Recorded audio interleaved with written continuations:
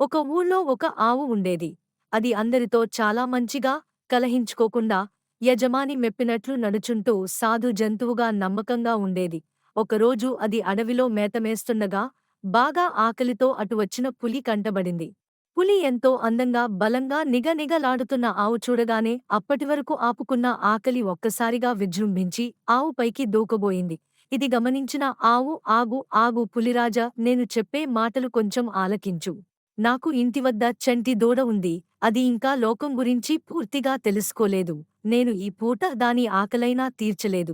నీవు దయ తలిస్తే నేను వెళ్ళి నా బిడ్డకి కడుపు నిండా పాలిచ్చి అందరితో ఎలా నడుచుకోవాలో కొన్ని మంచి బుద్ధులు నేర్పి వస్తాను అని వేడుకుంది. ఆవు మాటలకు పులి ఫక్కున నవ్వింది. ఓహో, ఎంత నమ్మకంగా పలుకుతున్నావు. చేతికి దొరికిన ఆహారాన్ని వదలడానికి నేనేమన్నా పిచ్చిదాన్నా? చాలా ఆకలిమీదున్నాను. నీ మాయమాటలకి పడిపోయి నిన్ను వదులుతాననుకున్నావా? అయ్యో పులి రాజా, నన్ను నమ్ము. నేనెప్పుడూ అసత్యమాడలేదు. నువ్వు దయ తెలిస్తే వెళ్ళి నా బిడ్డకి కడుపు నిండా పాలు ఇచ్చివస్తాను. నిన్ను మోసగించి నేను బతకగలనా? అయినా ఆ అసత్యపు జీవితం నాకు ఏల ఆకలితో అలమటిస్తున్న నీకు ఆకలి తీర్చడం కన్నా పుణ్యకార్యముందా? నన్ను నమ్ము.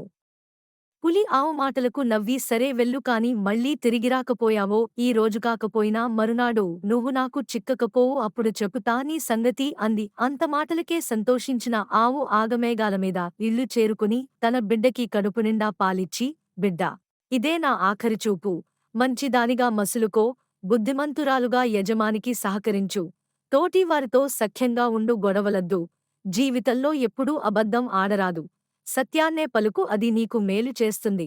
అందరిలోకి మంచిదానవుగా పేరు తెచ్చుకో, జీవితాన్ని సార్థకం చేసుకో అని మంచి బుద్ధులు చెప్పి సెలవు తీసుకుని అడవికి బయలుదేరింది. అడవిలో ఆవు రాక కోసం అసహనంగా ఎదురుచూస్తున్న పులి దూరంగా ఆవు రావడం కనిపించి ఆశ్చర్యపోయింది. ఆహా, ఈ ఆవు ఎంత నమ్మకమైనది! అన్న మాట ప్రకారం నాకు ఆహారంగా అవడానికి తిరిగి వస్తుంది. తన ప్రాణం కంటే ఇచ్చిన మాట ముఖ్యం అని అన్న ఈ ఆవు ఎంత గొప్పది! ఇలాంటి సత్యవంతురాలిని చంపితే నాకు పాపం తప్పదు అనుకుంది. ఆవు దగ్గరికి రాగానే, ఓ మహోత్తమురాల, నువ్వు ఎంత సత్యవంతురాలివి! ఇచ్చిన మాట కోసం ప్రాణాలు లెక్క చేయక నాకు ఆహారమవ్వడానికి వచ్చిన నిన్ను చంపితే నాకు మహాపాపం చుట్టుకుంటుంది. నిన్ను హేళన చేసినందుకు నన్ను మన్నించు.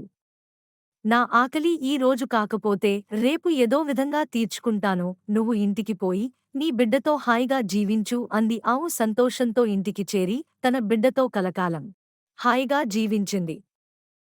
ఈ కథలోని నీతి: చెప్పిన మాటకు కట్టుబడి ఉంటే ప్రతిఫలం దక్కుతుంది.